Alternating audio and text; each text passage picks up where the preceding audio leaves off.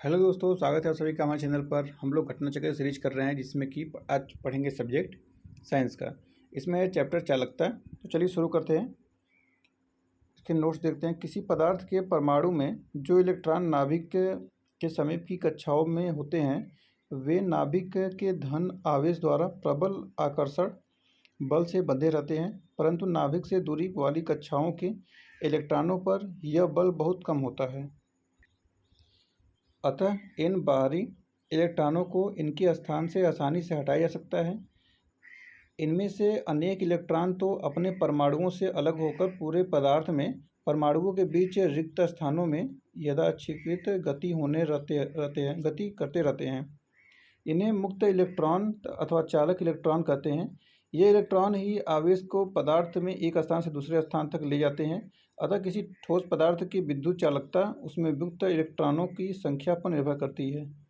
धातुओं में यह संख्या बहुत अधिक होती है, इसी कारण धातुएं विद्युत की अच्छी चालक होती हैं। चांदी विद्युत का सबसे अच्छा चालक है। उसके बाद क्रमशः तांबा, सोना और एल्यूमिनियम है। वैद्युत चालन धातुओं के अतिरिक्त कुछ द्रवों व गैसों में भी होता है। धातुओं में वैद्युत चालन इलेक्ट्रॉनों के चलने से होता है, जबकि द्रवों व गैस में यह धन तथा ऋण आयनों के चलने से होता है। गैसों में वैद्युत चालन एक निश्चित दाब परास लगभग 10 मिलीमीटर से 10⁻³ मिलीमीटर पारा में होता है।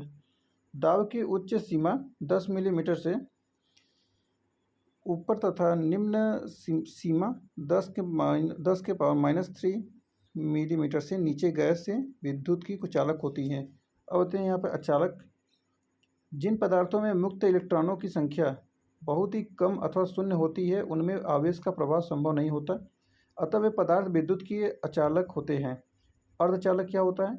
कुछ पदार्थ ऐसे हैं जिनकी वैद्युत चालकता अचालकों के अपेक्षा बहुत अधिक हो, परंतु चालकों की अपेक्षा बहुत कम होती है। इन्हें अर्धचालक कहते हैं, जैसे सिलिकॉन, जर्मेनियम, सेलिनियम, कार्बन आदि। इन पदार्थों की विशेषता यह है कि इनका ताप बढ़ाने पर इनकी प्रतिरोधकता घटती है, अर्थात इनका प्रतिरोध ताप गुणांक ऋणात्मक होता है। इस प्रकार अर्धचालकों की चालकता पर ताप का प्रभाव चालकों के विपरीत होता है। अब देखते हैं अतिचालक क्या होता है। अतिचालकता। कुछ पदार्थों में ताप तथा प्रतिरोधकता के बीच एक असामान्य संबंध देखा जाता है। जैसे जैसे पदार्थ को ठंडा किया जाता है पदार्थ की प्रतिरोधकता शुद्ध धातुओं की भांति धीरे धीरे घटती जाती है, परंतु एक विशेष ताप के नीचे ठंडा होने पर प्रतिरोधकता बहुत तेजी से घटकर शून्य हो जाती है। उदाहरणतः पारे की प्रतिरोधकता 4.2 के ताप पर अचानक शून्य हो जाती है। इस घटना को अतिचालकता कहते हैं तथा ठंडा किए गए पदार्थ को अतिचालक कहते हैं। यह घटना अति निम्न तापों पर 10 के से 0.1 के तक ही होती है। वह ताप जिस पर प्रतिरोधकता अचानक शून्य हो जाती है संक्रमण ताप कहलाता है, जो विभिन्न पदार्थों के लिए भिन्न भिन्न होता है। अतिचालकता का गुण सभी पदार्थों में नहीं पाया जाता। जो पदार्थ सामान्यतः सुचालक हैं, जैसे तांबा, चांदी, सोना, लिथियम तथा सोडियम, उनमें 1 के से भी छोटी भिन्न तक के नीचे ताप पर भी अतिचालकता का गुण नहीं पाया जाता।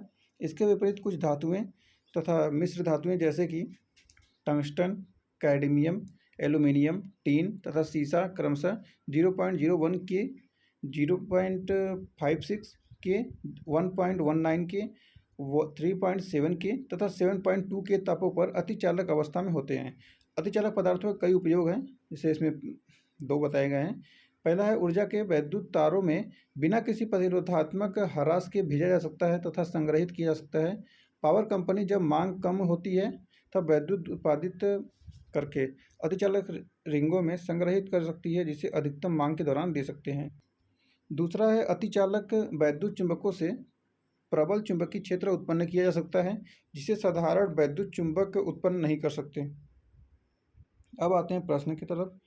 तो प्रश्न संख्या 1 है, अतिचालक का लक्षण है, तो यह लक्षण है शून्य पारगम्यता।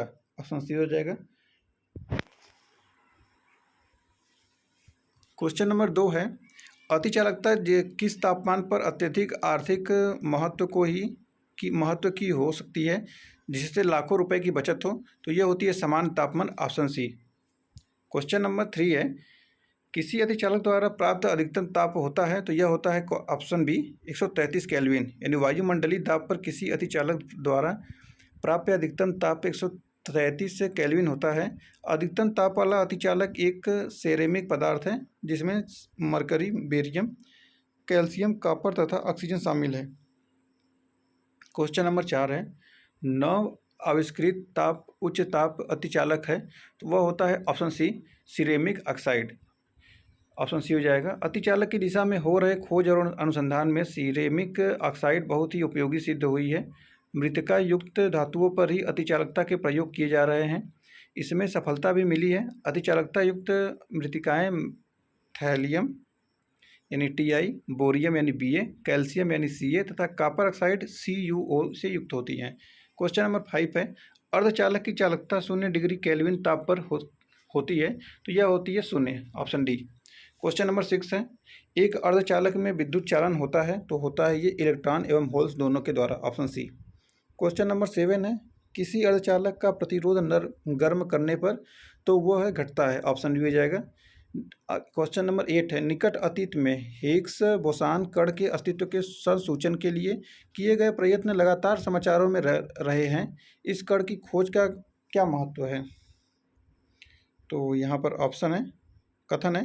कथन 1 है, यह हमें यह समझने में मदद करेगा कि मूल कणों की संहति क्यों होती है, तो ये सही है। दूसरा कथन है, यह निकट भविष्य में हमें दो बिंदुओं के बीच भौतिक अंतराल को पार किए बिना एक बिंदु से दूसरे बिंदु तक पदार्थ हस्तांतरित करने की प्रौद्योगिकी विकसित करने में मदद करेगा, तो नहीं, ये गलत है। तीसरा है, यह हमें नाभिकीय विखंडन के लिए बेहतर ईंधन उत्पन्न करने में मदद करेगा, तो नहीं, ये भी गलत है। केवल एक है, तो इस प्रकार ऑप्शन ए हो जाएगा। क्वेश्चन नंबर 9 है, परम शून्य तापमान पर अर्धचालकों में विद्युत प्रतिरोध हो जाता है, तो इसमें हो जाता है संपूर्ण अनंत, यानी कि ऑप्शन ए हो जाएगा। क्वेश्चन नंबर 10 है, निम्न में से कौन सी धातु अर्धचालक की तरह ट्रांजिस्टर में प्रयोग होती है, तो यह होती है germanium, option B. Question number 11 है, निम्नलिखित में से कौन ट्रांजिस्टर का एक महत्वपूर्ण भाग है, तो यह है option B germanium. Question number 12 है, ट्रांजिस्टर बनाने के लिए सर्वाधिक प्रयुक्त पदार्थ है, तो यह होता है silicon, option B. Question number 13 है, कथन और कारण, तड़ित चालकों को बनाने में लोहे की छड़ों की अपेक्षा तांबे की छड़ों को वरीयता दी जाती है, कारण लोहे की तुलना में तांबा विद्युत का अधिक सुचालक है और वायुमंडलीय परिस्थितियों में सरलता से ऑक्सीकृत नहीं होता है। उपर्युक्त कथनों पर विचार कीजिए तथा नीचे दिए गए कूट से सही उत्तर का चयन कीजिए। कूट है ऑप्शन ए तथा आर दोनों सही है तथा ए की आर सही व्याख्या है, तो देखिए यही सही है। अब ऑप्शन ए सही व्याख्या कर रहा है। सॉल्यूशन देखते हैं इसके। तड़ित चालक एक धातु की चालक छड़ होती है जिसे ऊंचे भवनों की आकाशीय विद्युत से रक्षा के लिए लगाया जाता है। ये आकाशीय विद्युत आवेश से प्राप्त आवेश को सीधे पृथ्वी में भेज देते हैं, इस प्रकार इमारतों को नष्ट होने से बचाते हैं। तड़ित चालकों को बनाने में लोहे की अपेक्षा तांबे की बनी छड़ों को वरीयता दी जाती है, क्योंकि लोहे की तुलना में अधिक सुचालक है और वायुमंडलीय परिस्थितियों में सरलता से ऑक्सीकृत नहीं होता है। क्वेश्चन नंबर 14 है, तड़ित बिजली चमकना से वृक्ष में आग भी लग सकती है क्योंकि इसमें अत्यधिक मात्रा में होती है, तो ऑप्शन ए है ऊष्मीय ऊर्जा, ऑप्शन बी है विद्युत ऊर्जा, ऑप्शन सी है रासायनिक ऊर्जा, ऑप्शन डी है नाभिकीय ऊर्जा। तो इसमें होता है विद्युत ऊर्जा, ऑप्शन बी सही होगा। बिजली तथा गड़गड़ाहट के साथ वाली आंधी यानी थंडर स्टॉर्म के दौरान उत्पन्न तड़ित में विद्युत ऊर्जा इलेक्ट्रिक एनर्जी अत्यधिक मात्रा में होती है, जिसके कारण वृक्षों में आग लगने की संभावना होती है। क्वेश्चन नंबर 15 है, निम्न में से कौन से अर्धचालक हैं, तो इसमें 4 हैं, सिलिकॉन, कॉर्टज, सिरेमिक्स और जर्मेनियम। तो ये हो जाएगा सिलिकॉन और जर्मेनियम 1 और 4, तो ऑप्शन हो जाएंगे सी 1 और 4। अर्धचालक युक्तियों के कारण निर्माण में सिलिकॉन का सबसे अधिक प्रयोग होता है। पहले जर्मेनियम यानी Ge का प्रयोग व्यापक था, किंतु इसकी उच्च अति संवेदनशीलता के कारण सिलिकॉन ने इसकी जगह ले ली है। अब है निम्नलिखित में से कौन सा अर्धचालक है, ऑप्शन ए है प्लास्टिक, ऑप्शन बी है एल्यूमिनियम, ऑप्शन सी है लकड़ी, ऑप्शन डी है जर्मेनियम। तो इसका सही आंसर हो जाएगा ऑप्शन डी जर्मेनियम। जर्मेनियम तथा सिलिकॉन अर्धचालक पदार्थ है। ऐसे पदार्थ के प्रत्येक परमाणु के संयोजी इलेक्ट्रॉन अपने समीप के परमाणुओं के एक एक संयोजी इलेक्ट्रॉन के सहयोग से सहसंयोजक बंध की रचना करते हैं और पदार्थ क्रिस्टल का रूप ले लेता है। जर्मेनियम चतुसंयोजी तत्व है। क्वेश्चन नंबर 17 है, निम्नलिखित तत्वों में कौन अर्धचालक है? ऑप्शन ए है एल्यूमिनियम, ऑप्शन बी है सिलिकॉन, ऑप्शन सी है चांदी या ऑप्शन डी है सीसा। तो इसका सही उत्तर होगा ऑप्शन बी सिलिकॉन। सॉल्यूशन देखते हैं। कुछ पदार्थ ऐसे हैं जिनकी विद्युत चालकता अचालकों की अपेक्षा बहुत अधिक परंतु चालकों की अपेक्षा बहुत कम होती है। इन्हें अर्धचालक कहते हैं, जैसे सिलिकॉन, जर्मेनियम आदि। क्वेश्चन नंबर 18 है, भारत सरकार ने झामा के निर्यात पर पूर्ण प्रतिबंध लगा दिया है क्योंकि उसमें से ऐसी धातु ऐसा तत्व निकाल सकते हैं जिसका उपयोग ट्रांजिस्टरों में होता है। वह निम्नलिखित में से कौन सा तत्व है?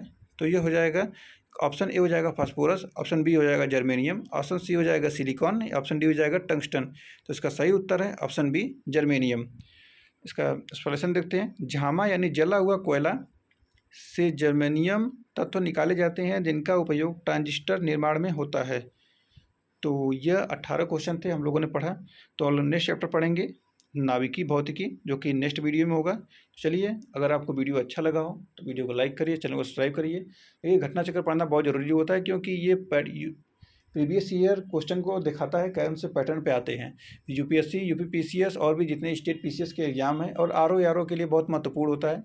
तो इसको पढ़ते रहिए, बहुत ज़रूरी होता है। चलिए फिर मिलते हैं नेक्स्ट वीडियो में, तब तक के लिए धन्यवाद। आपका दिन शुभ हो।